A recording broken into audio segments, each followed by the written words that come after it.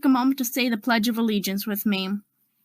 I pledge allegiance to the flag of the United States of America and to the republic for which it stands, one nation, under God, indivisible, with liberty and justice for all.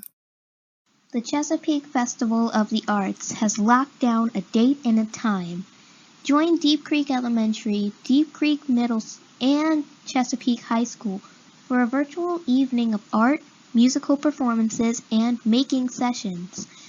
The evening runs from 6 p.m. to 8 p.m. this week on Thursday, March 18th. Our Sweet 16 March Book Madness winners are matched up on the screen. Vote your favorite book to move on to the Final Four using the link in the Eagle Readers group or from your English teacher. Who will make it to the Final Four? With 57 people having voted already, there are some clear favorites, but all that can change by Friday.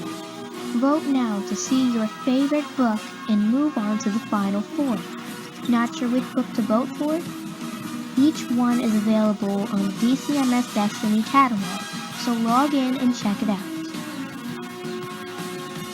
Calling all poets. Please see the details regarding the BCPS Haiku contest. Message Mrs. Bell on Schoology if you have any questions or need support with your submissions. Check your grade level Schoology groups for additional resources to help you with your haiku entries. Join Miss Hill and Miss Lewis for our first DCMS Family Book Club. We will read the latest novel by Jason Reynolds, National Ambassador to Young People Literature. In a tale told in 10 blocks, we will discover how the students from Latimer Middle School are more connected than they realize, and how a broom, a dog, and a school bus falling from the sky will make us look both ways. Parents and their children will receive a hardcover copy of the book and other materials to read together over the course of several weeks. To sign up, use the link in the Eagles Reader groups or the posted flyer. We will introduce the book on March 25th and meet again on May 19th to discuss our impressions of the novel. DCMS students and staff, please make sure that you are building in time in your virtual learning schedule to explore vocabulary.com. Mrs. Bell is very excited to host our next March challenge, and we'll be sponsoring the following prizes for students who have the most words mastered and teachers whose classes have the most words mastered at the end of the month. Before you leave your home, complete your daily health screening and put on your mask.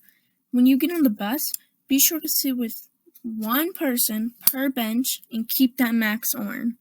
When you get to DCMS, pick up a breakfast snack as you enter and report directly to your classroom, since we are not using lockers and will not be hanging out in the hallways or restrooms. Here is the DCMS bell schedule that started yesterday. Announcements will begin during homeroom at 8:15, and our lunch shifts will be staggered. 6th graders will go to the first half of Mod 3, then eat lunch from 12 to 12:30, then return to finish their Mod 3 class.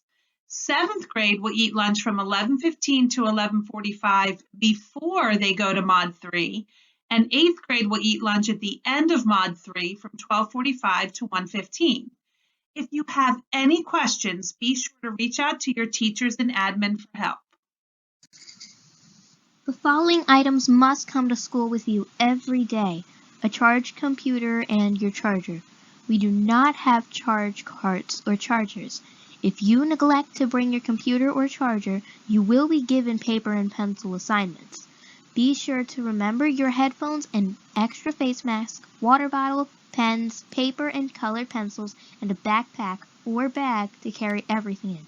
We cannot share materials, so be prepared to ensure your success at school. Where is that eagle? It looks like he dropped into the United Nations in 1948 when Eleanor Roosevelt submitted the Universal Declaration of Human Rights to the United Nations General Assembly with these words: "We stand today at the threshold of a great event, both in life of the United Nations and in the life of mankind. This declaration may well become the international Magna Carta for all men everywhere. What does it mean to show integrity? Being honest in what you say and do, even when no one is watching.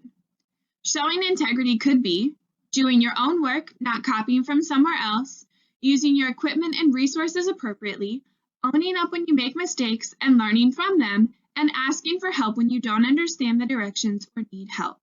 How can you show integrity each and every single class period during the month of March? That famous TV show that Delia Derbyshire wrote the iconic music for is none other than Doctor Who. That famous fiction fantasy Time Lord who travels through time and space in a police bus, saving countless worlds while accompanied by a human companion. It was a tricky Smarticus question, but several of our DCMS Eagles got it right.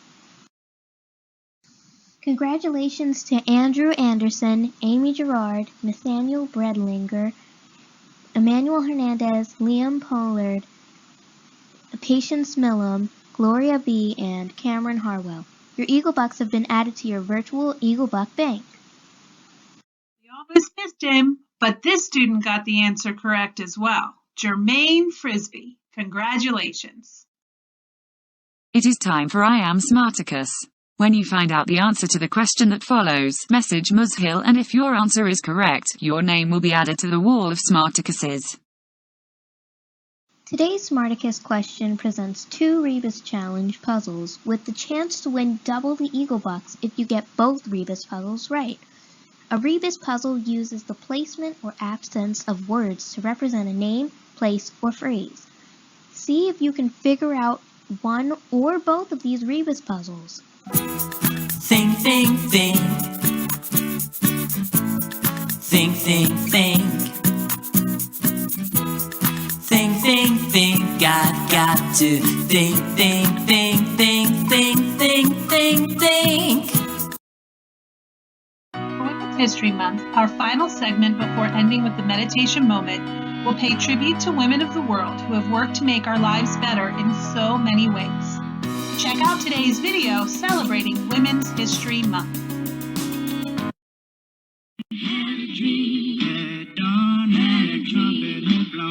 Until 1954, segregation laws in some states forbade black students from attending the same schools as white students.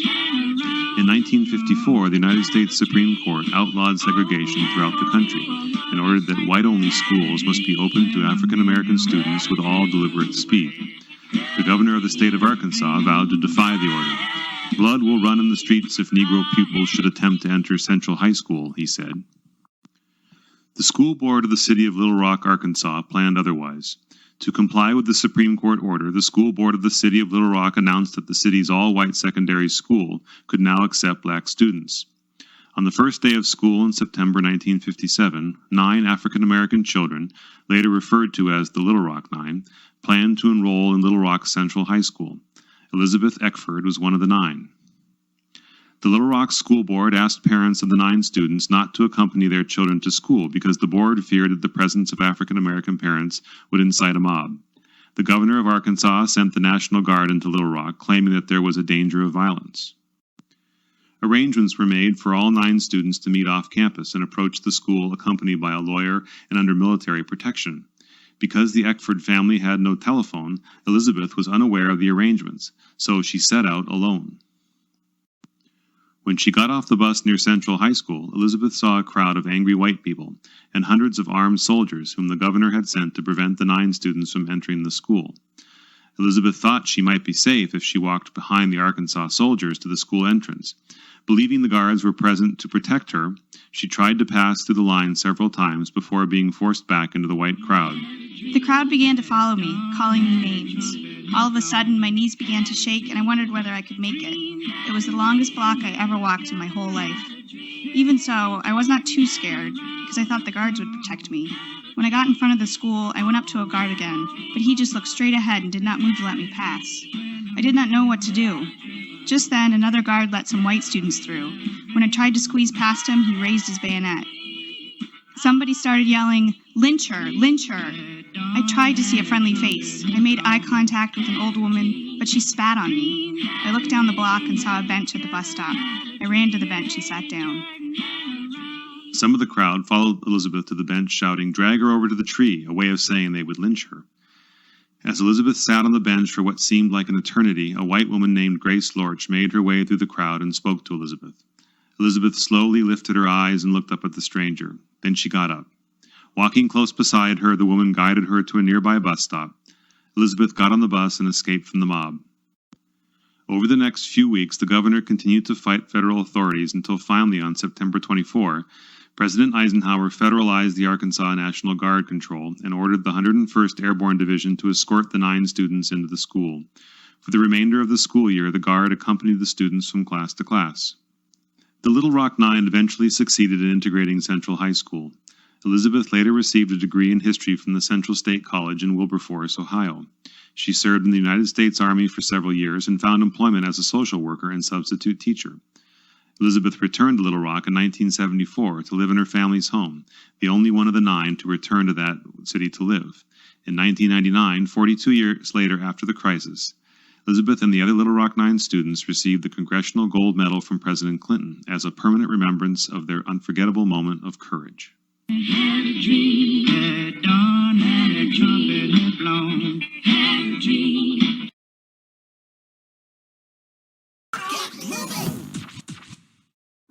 Think about it. Sit or stand up straight. Take a deep breath and follow along. Getting a good night's sleep helps you be your best. It recharges your inner battery. Take a moment to set an intention to rest well tonight. Now, let's practice a resting breath.